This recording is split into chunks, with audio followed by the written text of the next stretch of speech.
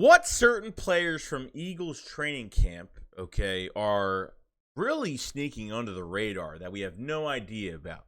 Okay, there are a few players out there that are surprisingly, which, when I read these names and when I read about some of these prospects, I had no idea that they were having pretty strong camps. And I kind of want to go over some of these players and how important they could be for the future of this team, or maybe this is just, they're just looking good now and maybe will look bad later. Who knows at this point, but I could probably tell you why they're looking at these players and how interested they are to maybe want them to strive to get a roster spot for certain reasons. Now, first, I want to go over Marlon T, that was drafted from USC, 6th-round pick, defensive tackle for the Eagles last year. Okay, Marlon T played. He appeared in 7 games, maybe 50-something snaps, something like that. Nothing crazy. He was an undersized defensive tackle. I didn't really like the pick too much because we already drafted Milton Williams in the 3rd round, which seemed like Gannon and Howie were really excited about. And on top of having a pretty good draft in general, I just thought it was a wasted pick. But it looks like Marlon T is really making some noise. They've been putting him on the nose tackle a lot. He's gotten a lot bigger in size, been working out, and he looks like he's a lot quicker. His pass rush is really good. It seems like he's gotten better, the past year. So probably worked his tail off in the offseason. And, as for the defensive tackle spot right now, they probably keep 5 defensive tackles most likely. You have Cox, you have Hargrave, you got obviously Jordan Davis, brain fart, Jordan Davis and Milton Williams, which Milton Williams going to his 2nd year. Very exciting. Jordan Davis, rookie, but man, want him to have a good year. Then you have Rennell Wren and you have Marlon T, which I think Rennell Wren goes to practice squad, and I think Marlon T maybe makes a push to be, and I think, Gan's going to use these defensive tackles differently to their strengths, not their weaknesses, and Marlon T is definitely going to be maybe that nose tackle for us, man. I mean, he started with the first team a couple days ago, and apparently he's been having a pretty strong camp. So, look, if Marlon T becomes something, maybe a backup rotational nose tackle, something that's going to give us some pass rush, then I'm all for it, and I'm totally fine with it. So keeping 5 defensive tackles probably makes the most sense, and why Marlon T is actually doing really well. So to add another DT that's productive, I can't really complain because that's less we have to get for the trenches later on. Secondly, okay, and then you're going to have Richard Rodgers here at tight end. Now, they took him off PUP list, and they put him on the roster. I didn't even know he was on PUP list at all. I guess that's why they released him. I guess he was just unable to perform. He was hurt or something like that. I don't know. But obviously with Grant Calcaterra being out, with the knee injury, hamstring, whatever the case may be with him, which really sucks because I really want him to I want him and Jack Stahl to compete for the spot. And look, I'm not saying that Richard Rodgers is a bad player. Richard Rodgers always comes back, okay? You're lucky to have a guy like Richard Rodgers just because the guy can play in games.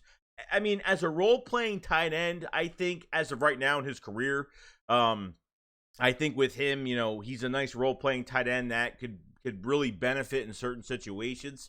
I mean, he's come in for games for us, when Zach Ertz was hurt at the time or something like that, and he's actually played pretty well, I gotta say. Or if Goddard was hurt, he took over Goddard's spot a couple times. He had some pretty good games.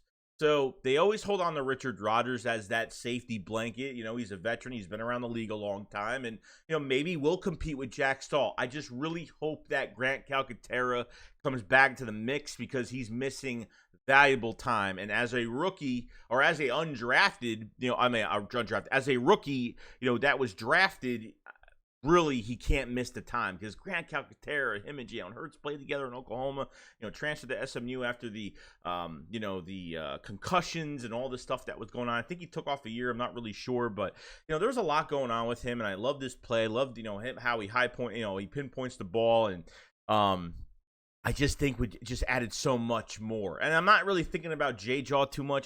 Grant Calcaterra is definitely going to be a big loss because I feel like there's something there, and of course he's hurt, and of course hopefully he comes back soon. So very excited for him to come back. Now, lastly, I want to go over Diontae Kane. Okay, now Diontae Kane, I think we picked him up last year. I'm not really sure. I think it was like last October or something like that, as I can recall. If I'm wrong, let me know. 6th-round pick from the Colts in 2018. His first preseason game with the Colts in 2018, he had an ACL injury. So that took him out for his whole rookie year was taken out by that one preseason game. And he apparently looked very promising back in 2018 as a 6th-round pick and was producing quite well. And then looking at pretty much what he's been doing ever since, because I don't follow his career, okay, he went to, he was with Indy, Indy in 2019 and probably was released. And then Pittsburgh picked him up in 2019.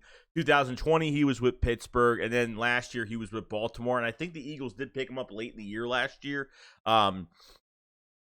So I'm not really, he's only started 13 games. That's it. So depending on how many receivers the Eagles are keeping, and then this all depends on Jalen Reagor being here. This all depends on a lot of things.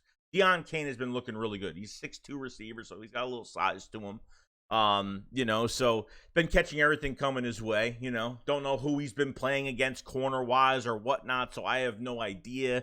All it said was that he's, has his routes look really good. He's been catching everything coming his way. So haven't heard much from Greg Ward, haven't heard much from Covey.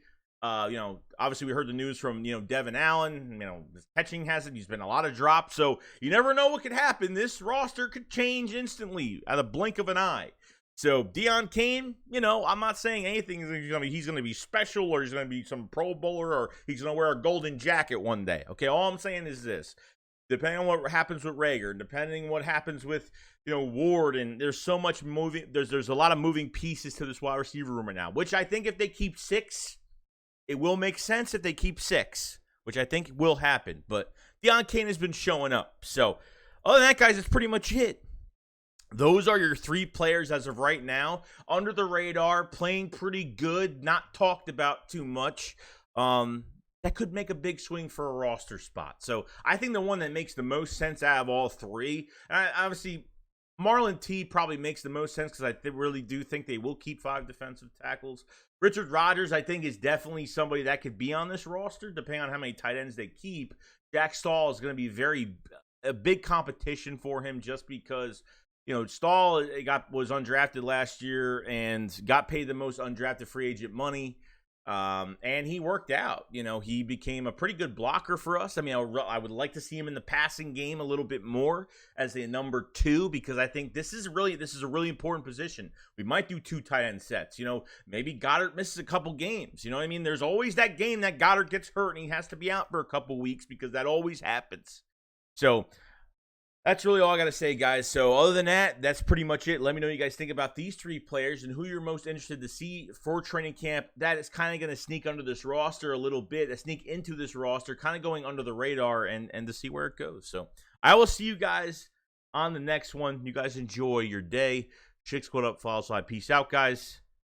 Peace.